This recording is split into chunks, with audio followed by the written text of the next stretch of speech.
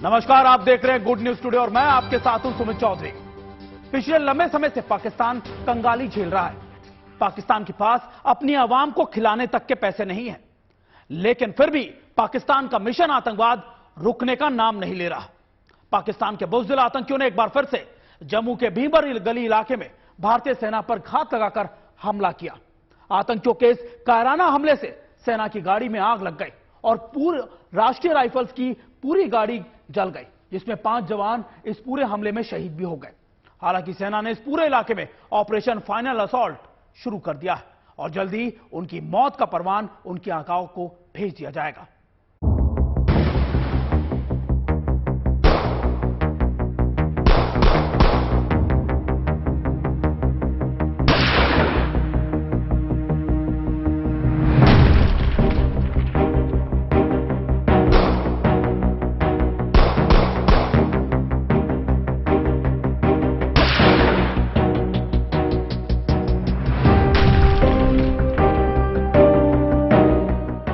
जम्मू कश्मीर के पुंछ में आतंकियों ने कायराना हमला करके भारतीय सुरक्षा बलों को डराने की कोशिश की है, लेकिन पाक परस्त कायर आतंकियों को ये नहीं भूलना चाहिए कि भारतीय सुरक्षा बल इस कायराने हमले का करारा जवाब देंगे। पुंछ के भीमबर गली इलाके में गुड न्यूज टुडे के रिपोर्टर सुनील भट्ट जहां मौजूद हैं, फिलहाल वहां से आगे जाने की इजाजत सिर्फ सेना की गाड़ियों और जवानों को है, क्योंकि थोड़ी ही दूर पर वो जगह है जहां आतंकियों ने सेना के ट्रक पर हमला किया। आतंकियों के इस कायराना हमले में गाड़ी धू-धू कर जल गई और राष्ट्रीय राइफल्स के 5 जवान शहीद हो गए। अब पूरे इलाके में जवानों की आवाजाही बढ़ गई है। सुरक्षा के मद्देनजर चौकसी बढ़ा दी गई है। चप्पे चप्पे पर सुरक्षा बलों की कड़ी नजर है और सघन तलाशी अभियान चलाए जा रहे हैं। ऊंचे पहाड़ों और घने जंगलों में उन दहशतगर्दों को ढूंढने की कोशिश की जा रही है जिन आतंकियों ने इस हमले को अंजाम दिया। इस समय हम मौजूद हैं जम्मू कश्मीर के पुंछ जिले के बिम्बर गली इलाके में और इसी क्षेत्र में कल आतंकवादियों ने भारतीय सेना की एक गाड़ी पर कायराना हमला किया, जिसमें भारतीय सेना के 5 जवान जो हैं वो शहीद हुए और 1 जवान गंभीर रूप से घायल हुआ और उसको उपचार के लिए राजौरी के जो सेना अस्पताल है वहां पर भर्ती कराया गया। लेकिन तब से लगातार यहां पर गहन तलाशी अभियान चल रहा है पूरे क्षेत्र में, चाहे जम्मू कश्मीर पुलिस हो, भारतीय सेना हो या अर्धसैनिक बल हो, वो तमाम उनकी टीमें जो हैं इस पूरे क्षेत्र में हैं और एक गहन तलाशी अभियान चल रहा है। दरअसल ये जो क्षेत्र है घने जंगलों से घिरा हुआ है, ऊंची पहाड़ियां हैं, तो इसीलिए यहां पर जो तलाशी अभियान है इसको करने में काफी समस्या हो रही है और साथ ही में एक बहुत बड़ी चुनौती है। 2021 में भी इसी क्षेत्र में एक भीषण मुठभेड़ हुई थी सुरक्षा बल और आतंकवादियों के बीच, लेकिन उस समय जो आतंकवादी हैं वो भागने में सफल हो गए थे, क्योंकि यहां पर ऊंची ऊंची पहाड़ियां हैं, घने जंगल हैं और तब से ही लगातार चाहे राजौरी जिला हो या पुंछ जिला हो, दोनों जिलों में जो है हाई अलर्ट है। सेना ने सर्च ऑपरेशन शुरू किया है तो दूसरी एजेंसियां आतंकी हमले की जांच में जुट गई हैं। एनआईए की 2 टीमों ने मोर्चा संभाल लिया है। एनआईए की एक टीम जम्मू ब्रांच से और दूसरी फॉरेंसिक टीम दिल्ली से है। एनआईए की फॉरेंसिक टीम में 8 सदस्य शामिल हैं। जहां तक बात इस पूरे विषय की जो जांच है उस पर है, तो जो नेशनल इन्वेस्टिगेटिंग एजेंसी है एनआईए, उनकी टीम्स यहां पहुंच रही हैं, जम्मू से भी, दिल्ली से भी, साथ ही में फॉरेंसिक साइंस के जो एक्सपर्ट्स हैं, विशेषज्ञ हैं, वो भी यहां पहुंच रहे हैं, वो भी जांच में जुटेंगे। तो अलग अलग एजेंसियां जो हैं बिल्कुल कंधे से कंधे मिलाकर इस पूरे विषय पर कार्य कर रही हैं, लेकिन जो प्राथमिकता है इस समय सुरक्षा बलों के लिए, वो प्राथमिकता ये है कि ये पता लगाना कि जिन आतंकवादियों ने कायराना हमला किया आखिर वो कहां चले गए, उनका पता लगाना और उनको जल्द से जल्द ढेर करना। घनघोर बारिश और लो विजिबिलिटी का फायदा उठाते हुए घात लगाकर बैठे आतंकवादियों ने इस हमले को इतनी तेजी से अंजाम दिया कि पहले आशंका जताई गई कि आसमान से बिजली गिरने के कारण ट्रक में आग लगी, लेकिन चंद मिनटों में पता चल गया कि यह हादसा नहीं, आतंकवादी हमला था। खुफिया सूत्रों के मुताबिक जम्मू कश्मीर के राजौरी में सक्रिय जैश और लश्कर के ओवरग्राउंड वर्करों की मदद से आतंकियों ने हमले को अंजाम दिया। हालांकि इस हमले की जिम्मेदारी पीएएफएफ यानी पीपुल्स एंटी फासिस्ट फ्रंट ने ली है। ये संगठन साल 2019 में जम्मू कश्मीर में अनुच्छेद 370 हटने के बाद चर्चा में आया था। इसे पाकिस्तान के आतंकी संगठन जैश-ए-मोहम्मद का समर्थित संगठन बताया जाता है, लेकिन इस हमले में लश्कर की छाप दिखाई दे रही है। सूत्रों के मुताबिक राजौरी और पुंछ के रास्ते आतंकियों ने पीओके से घुसपैठ की। हाल ही में एजेंसियों के पास ऐसे इनपुट्स मिले थे कि जम्मू कश्मीर के अलग सेक्टर के सामने पीओके के गांव में आतंकियों को इकट्ठा किया जा रहा है। आतंकवादी यहां पर लगातार इस फिराक में हैं कि यहां पर शांति को भंग किया जाए और कल दोपहर के आसपास यहां पर भारतीय सेना की एक ट्रक है, वो यहां से जा रही थी इसी सड़क से, और यहां से थोड़ी दूरी पर उस ट्रक पर एक कायराना आतंकी हमला होता है। शुरुआत में तो जो बात सामने आती है कि बिजली गिरने से उस ट्रक में आग लगी थी, ऐसी बात सामने आई थी, लेकिन देर शाम भारतीय सेना ने इसकी पुष्टि कर दी कि एक आतंकी हमला था। और उसके बाद यहां पर जो है, अगर देखा जाए तो भारी संख्या में यहां पर सुरक्षा बल आए हैं और गहन तलाशी अभियान चल रहा है, और इस की पुष्टि पूरी तरह से हो चुकी है कि एक आतंकी हमला था। और जो भारतीय सेना ने बयान जारी किया उसके अनुसार ये बात सामने आई कि आतंकवादियों ने जो भारतीय सेना का जो ट्रक था उस पर हमला किया, गोलियां भी चलाई, लगभग 50 के आसपास गोलियां चलाई गई, और साथ ही में ग्रेनेड से भी हमला किया गया। इस बीच सुरक्षा एजेंसियों ने राजौरी में टारगेट किलिंग के गुनहगार को ढूंढने की कवायद भी तेज कर दी है। और इसी वर्ष नववर्ष पर हमने देखा कि राजौरी जिले के ढांगरी इलाके में अल्पसंख्यक हिंदू समुदाय के लोगों के ऊपर आतंकी हमला हुआ, और तब से अगर हम देखें, चाहे राजौरी जिला हो, पुंछ जिला हो, दोनों जिलों में जगह जगह स्थानों पर, अलग अलग स्थानों पर इस तरह के जो है पोस्टर बैनर लगाए हैं राजौरी पुलिस द्वारा। और इसमें ये घोषणा की गई है कि कोई भी व्यक्ति अगर ढांगरी आतंकी हमले में जो आतंकवादी जो उसमें इन्वॉल्व थे, अगर उनके बारे में कोई जानकारी दे तो उसे 10 लाख रुपए का इनाम दिया जाएगा। तो ये जगह जगह ये पोस्टर लगाए गए हैं, और प्रशासन हो, पुलिस हो, उनका यही प्रयास है कि अगर ये वो स्थानीय लोगों के साथ भी बातचीत कर रहे हैं, और इस तरह के पोस्टर भी लगाए गए हैं ताकि अगर कोई जानकारी प्राप्त हो पाए स्थानीय लोगों से तो उन आतंकवादियों को ढेर किया जा सके, उनको गिरफ्तार किया जा सके। सुरक्षा और खुफिया एजेंसियां इस सवाल का जवाब ढूंढने में लगी हैं कि क्या आतंकियों ने पीओके के रास्ते भारत में घुसपैठ की थी। खुफिया रिपोर्ट्स के मुताबिक आतंकी संगठन जैश-ए-मोहम्मद और लश्कर-ए-तैयबा के आतंकियों को पीओके में कई जगहों पर इकट्ठा होने के लिए कहा गया था और उनको पास के गांव में पनाह दी गई थी। देखिए, यहाँ पर घने जंगल है, ऊंची पहाड़ियां हैं, इस पूरे क्षेत्र में तलाशी अभियान चलाना कोई आसान कार्य नहीं है, बहुत कठिन कार्य है। और जैसे कि मैंने कहा कि 2021 में भी इसी तरह का आतंकवाद विरोधक अभियान चला था और कई सप्ताह तक वो चलता रहा, लेकिन आतंकियों का पता नहीं लग पाया। हालांकि 1-2 बार आतंकियों से संपर्क स्थापित करने में सुरक्षा बल सफल भी हुए थे, लेकिन गोलीबारी हुई, मुठभेड़ हुई, लेकिन आतंकवादी वहां से भागने में सफल रहे। लेकिन सवाल है कि आतंकियों के टारगेट पर राष्ट्रीय राइफल्स के जवान क्यों हैं? बता दें कि राष्ट्रीय राइफल्स की सभी फोर्स के पास जम्मू कश्मीर के अलग अलग इलाकों की जिम्मेदारी है। रोमियो फोर्स के पास राजौरी और पुंछ की सुरक्षा की जिम्मेदारी है। डेल्टा फोर्स के पास डोडा, विक्टर फोर्स के पास अनंतनाग, पुलवामा, शोपियां, कुलगाम और बड़गाम, किलो फोर्स के पास कुपवाड़ा, बारामूला और श्रीनगर, जबकि यूनिफॉर्म फोर्स के पास उधमपुर और बनिहाल की जिम्मेदारी है।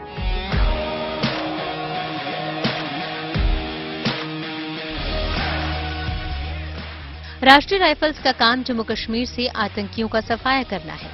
राष्ट्रीय राइफल्स ही जम्मू कश्मीर में ऑपरेशन ऑल आउट को अंजाम देती है, यानी आतंकियों का पूरी तरह से सफाया। राष्ट्रीय राइफल्स के जवान घाटी में आतंकियों के खिलाफ सर्च ऑपरेशन चलाते हैं, आतंकियों के ठिकानों पर छापेमारी करते हैं और उनके हथियारों की जब्ती करते हैं। इसके अलावा आतंकियों को एनकाउंटर में ढेर करने में भी नहीं हिचकते हैं। राष्ट्रीय राइफल्स घाटी से आतंकियों का सफाया करने में कामयाब रही है। इसकी एक बटालियन 1999 के ऑपरेशन विजय में भी शामिल थी। उस समय कारगिल में भारत और पाकिस्तान के बीच जंग हुई थी। 2018 में राष्ट्रीय राइफल्स ने सिल्वर जुबली मनाई थी। उस समय बताया था कि घाटी में 16,300 से ज्यादा आतंकियों का सफाया किया जा चुका है। इनमें से 8,522 आतंकियों को मार गिराया गया था, 6,737 को गिरफ्तार किया गया था और 1,109 आतंकियों ने डर से सरेंडर कर दिया था। वहीं गृह मंत्रालय के आंकड़ों के मुताबिक घाटी में आतंकी लगातार मारे जा रहे हैं। 2018 से 2022 के बीच 5 सालों में जम्मू कश्मीर में 989 आतंकी मारे जा चुके हैं। लेकिन जम्मू इलाके में बढ़ रहे टारगेट किलिंग और आतंकी हमलों से कई सवाल खड़े हो रहे हैं। सबसे बड़ा सवाल ये कि क्या आतंकियों ने अपनी नापाक नीति को कश्मीर की बजाय अब जम्मू पर फोकस करना शुरू किया है। पुंछ से Sunil ji Bhatt, good news today. Jammu Kashmir से अनुच्छेद 370 हटने के बाद से आतंकियों और आतंकियों के सरगना बौखलाए हुए हैं। सबसे पहले 370 का हटना, फिर आतंकियों पर ऑपरेशन ऑल आउट का लगातार चलते रहना, उसके बाद जम्मू कश्मीर में तेजी से हो रहे विकास और अब हाल ही में होने जा रही G20 सम्मेलन में उनके हौसलों को पस्त कर दिया। इसी वजह से कभी ये भाड़े के आतंकियों से टारगेट किलिंग को अंजाम दिलाते हैं तो कभी रसद ले जा रही सेना के वाहनों पर घात लगाकर हमला करते हैं। लेकिन आतंकिस्तान यानी ये भूल गया है पाकिस्तान की भारत का आतंक पर काउंटर अटैक इतना शक्तिशाली रहा है कि उसकी दहशत पाकिस्तान की संसद में कई बार सुनाई और दोहराई जा चुकी है।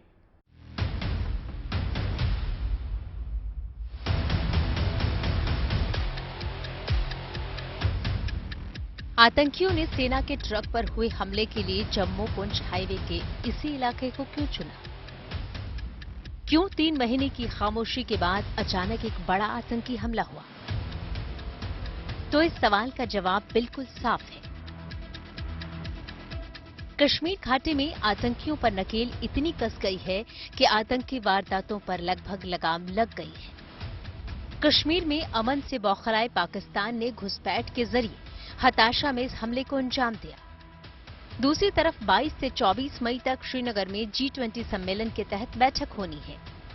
आतंकियों के जरिए पाकिस्तान ये संदेश देना चाहता है कि जम्मू कश्मीर में हालात सामान्य नहीं हैं। पाकिस्तान श्रीनगर में G20 की बैठक का विरोध कर रहा था। उसे दो टूक जवाब मिला कि जम्मू कश्मीर भारत का अभिन्न अंग था, है और रहेगा। लेकिन पाकिस्तान ने सुनियोजित साजिश के तहत ये हमला करवाया, जिसका खामियाजा उसे भुगतना पड़ेगा। इन कायर पाकिस्तानी आतंकवादियों ने बहुत बड़ा पाप किया है, बहुत बड़ा अपराध किया है, जिसकी भारी कीमत इन कायर पाकिस्तानी आतंकवादियों को चुकानी पड़ेगी। भारतीय सेना, जम्मू कश्मीर पुलिस ने इस सारे क्षेत्र की नाकाबंदी कर दी है और बहुत बड़े पैमाने पर सर्च ऑपरेशन सीमावर्ती जिला पुंछ के इन पर्वतीय जंगलों में शुरू किया गया है। पाकिस्तान की हालत ऐसी है कि दुनिया का कोई देश उससे संबंध रखना नहीं चाहता है। दूसरी तरफ भारत SCO और G20 की अध्यक्षता कर रहा है। पाकिस्तान में एक बोरी आटे के लिए लाइन लगी है, वहीं भारत में आईफोन के लिए लाइन लगी है। ऐसे में हताश और निराश पाकिस्तान आतंकी हमला कर माहौल बिगाड़ने की कोशिश कर रहा है। मगर वो ये याद कर ले कि उरी के बाद सर्जिकल स्ट्राइक हुई थी, पुलवामा के बाद एयर स्ट्राइक, और इस बार पुंछ में हुए हमले का जवाब भी उसे जरूर मिलेगा। इस समय हम मौजूद हैं जम्मू कश्मीर के पुंछ जिले के बिंबर गली इलाके में और यहां पर आप देख सकते हैं कि कल जहां पर आतंकी हमला हुआ था सेना की एक ट्रक पर, वहां पर इस समय जो है सेना की रीइंफोर्समेंट जा रही हैं, क्योंकि वहां पर अभी भी गहन तलाशी अभियान चल रहा है। और यहां पर आप देख सकते हैं कि भारी संख्या में जो भारतीय सेना के जो जवान हैं वो उस स्थान की तरफ जा रहे हैं जहां पर कल आतंकी हमला हुआ। आप देख सकते हैं कि ये जो सेना की ट्रक्स है इनमें सामान भर के उस इलाके की तरफ जाया जा रहा है और ये तलाशी अभियान जो है अब कई घंटों से चल रहा है। 24 घंटे से अधिक समय हो चुका है और अभी भी ये तलाशी अभियान इस पूरे क्षेत्र में चल रहा है। विश्वस्त सूत्रों के मुताबिक POK के अधिकारियों में कश्मीर में होने वाले G20 सम्मेलन को लेकर हताशा बढ़ रही है। ये जानकारी भी मिली है कि POK की मस्जिदों में लाउड स्पीकर से वॉलंटियर्स को उकसाया जा रहा है कि वो सीमित समय के लिए कश्मीर में जिहाद ब्रिगेड में शामिल हों। इस ऐलान में कहा गया है कि जो सीमा पार जाना चाहते हैं उन्हें कश्मीर में G20 में खलल डालने के लिए ट्रेनिंग और हथियार मिलेंगे। इस अपील का कितना असर होगा पता नहीं, लेकिन छोटे छोटे ग्रुप को घुसपैठ के लिए प्रेरित किया जा रहा है। आने वाले दिनों में घुसपैठ बढ़ने की आशंका है। भारतीय खुफिया एजेंसियों की ये चेतावनी सच साबित हुई। गुरुवार दोपहर 3 बजे जम्मू पुंछ हाईवे की उस जगह पर आतंकियों ने सेना के इस ट्रक को निशाना बनाया जो एलओसी के बेहद करीब है। तेल और लुब्रिकेंट ले जा रहे सेना के इस ट्रक पर आतंकियों ने अंधाधुंध फायरिंग की। करीब 50 राउंड गोलियां चली जिनके निशाने ट्रक की बॉडी पर हैं। वहीं आतंकियों ने ग्रेनेड भी फेंका जिससे ईंधन टैंक में आग लग गई और सेना के 5 जवान शहीद हो गए। जो भारतीय सेना ने बयान जारी किया उसके अनुसार ये बात सामने आई कि आतंकवादियों ने जो भारतीय सेना का जो ट्रक था उस पर हमला किया, गोलियां भी चलाई, लगभग 50 के आसपास गोलियां चलाई गई और साथ ही में ग्रेनेड से भी हमला किया गया। और जो ग्रेनेड का हमला उस ट्रक पर किया गया उसके कारण उस ट्रक में आग लग गई और उसी आग में भारतीय सेना के 5 जवान जो है वो झुलस गए। ये ट्रक राशन और ईंधन लेकर जा रहा था। इस घटना में पहले ट्रक पर बिजली गिरने की आशंका जताई जा रही थी, लेकिन सेना ने बयान जारी कर साफ कर दिया कि यह आतंकी हमला था। आज दोपहर करीब 3 बजे भिंबरगली से पुंछ की ओर जा रही सेना के एक ट्रक पर अज्ञात आतंकियों ने भारी बारिश और खराब मौसम का फायदा उठाकर हमला किया। आतंकियों की ओर से ग्रेनेड के इस्तेमाल से ट्रक में आग लग गई। आतंक विरोधी अभियानों के लिए इस इलाके में तैनात राष्ट्रीय राइफल्स यूनिट के 5 जवानों को अपनी जान इस दुर्भाग्यपूर्ण घटना में गंवानी पड़ी। खुफिया सूत्र बताते हैं कि राजौरी में सक्रिय जैश और लश्कर के मददगारों की सहायता से आतंकियों ने इस वारदात को अंजाम दिया। पुलिस चौकी का पास होना, रूट पर सेना की रोड ओपनिंग पेट्रोल पार्टी का होना और उसके बावजूद ईंधन ले जा रहे ट्रक को निशाना बनाया जाना, ये बताता है कि स्थानीय मददगार शामिल हैं। इस घटना की जिम्मेदारी प्रतिबंधित संगठन पीएएफएफ ने ली है, लेकिन माना यही जा रहा है कि इस हमले को जैश और लश्कर ने मिलकर अंजाम दिया है। इस हमले में 4 आतंकी शामिल हो सकते हैं क्योंकि 3 तरफ से फायरिंग हुई। ट्रक के सामने और दोनों तरफ गोलियां लगी हैं। वहीं फायरिंग के बाद ग्रेनेड भी फेंका गया है। हमले के फौरन बाद पुलिस, सीआरपीएफ और सेना ने आतंकियों की तलाश के लिए अभियान शुरू कर दिया। आतंकियों की तलाश चप्पे चप्पे पर की जा रही है। घने जंगल और ऊंचे पहाड़ों की वजह से ड्रोन की मदद ली जा रही है।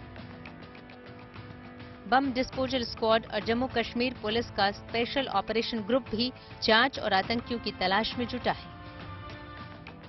पुंछ से Sunil ji Bhatt, good news today.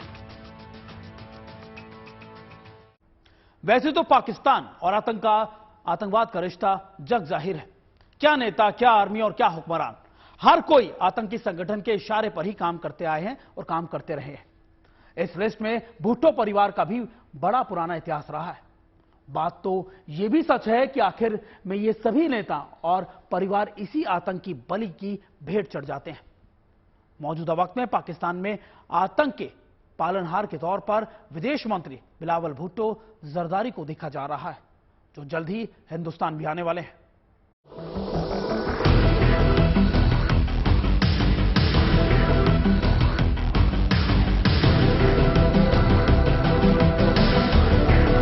Poonch Rajouri national highway पर सेना के ट्रक पर हमला और हमले के 15 दिन बाद पाकिस्तान के विदेश मंत्री बिलावल भुट्टो जरदारी शंघाई सहयोग संगठन की विदेश मंत्रियों की बैठक में भाग लेने भारत आ रहे हैं। ये बैठक 4 और 5 मई को गोवा में होगी और पाकिस्तान के विदेश मंत्रालय ने इसका औपचारिक ऐलान कर दिया है। I have an important announcement to make. Foreign Minister Bilawal Bhutto Zardari will be leading the Pakistan delegation to the Shanghai Cooperation Council of Foreign Ministers being held on 4th or 5th of May in Goa, India. Bharat के प्रधानमंत्री नरेंद्र मोदी पर अभद्र बयान देने के महज 4 महीने बाद पाकिस्तान के विदेश मंत्री बिलावल भुट्टो जरदारी भारत की धरती पर होंगे। दिसंबर 2022 में बिलावल ने संयुक्त राष्ट्र के मंच पर प्रधानमंत्री नरेंद्र मोदी पर बेहद ओछी टिप्पणी की थी।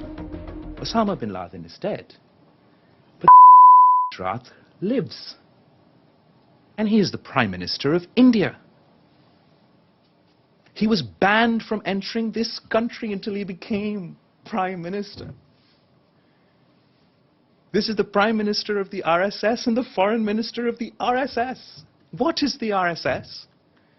The RSS draws its inspiration from Hitler's SS. हालांकि उसी समय विदेश मंत्रालय ने पाकिस्तान को आईना दिखाया था और 1993 मुंबई बम धमाके के मुख्य आरोपी दाऊद इब्राहिम से लेकर 26/11 के मुख्य आरोपी हाफिज सईद और पुलवामा पठानकोट हमलों के मुख्य आरोपी मसूद अजहर को शह देने पर बेनकाब किया था। You're asking the wrong minister when you say how long will we do this, because it is the ministers of Pakistan who will tell you how long Pakistan intends to practice terrorism. So look, at the end of the day, the world is not stupid, the world is not forgetful. आतंक का बिलावल भुट्टो जरदारी के परिवार के साथ चोली दामन का पुराना साथ रहा है। उनकी मां बेनजीर भुट्टो को तालिबान और कश्मीर में धार्मिक कट्टरवाद की मां भी कहा जाता है। तालिबान को बढ़ावा उन्हीं के शासनकाल में दिया गया था। यही नहीं, जम्मू और कश्मीर में कट्टरवाद और आतंकवाद को बढ़ावा देने में उनकी प्रमुख भूमिका थी। जब तत्कालीन राज्यपाल जगमोहन ने आतंकवादियों के खिलाफ कड़ी कार्रवाई के आदेश दिए तो बेनजीर भुट्टो ने उन्हें काट कर मार दिया। यही हाल बिलावल के नाना जुल्फिकार अली भुट्टो का भी था। उन्होंने 1971 की हार के बाद घास की रोटी खाने और एटम बम बनाने और भारत से 1000 साल तक युद्ध की बात की थी। हालांकि वो अलग बात है कि भुट्टो को पाकिस्तान की सेना ने ही फांसी पर लटका दिया था और आज पाकिस्तान के पास एटम बम तो है, लेकिन पाकिस्तान के लोग भुखमरी की कगार पर हैं। इसके बावजूद पाकिस्तान आतंकवाद को बढ़ावा देने से बाज नहीं आ रहा है। Bureau report, good news today.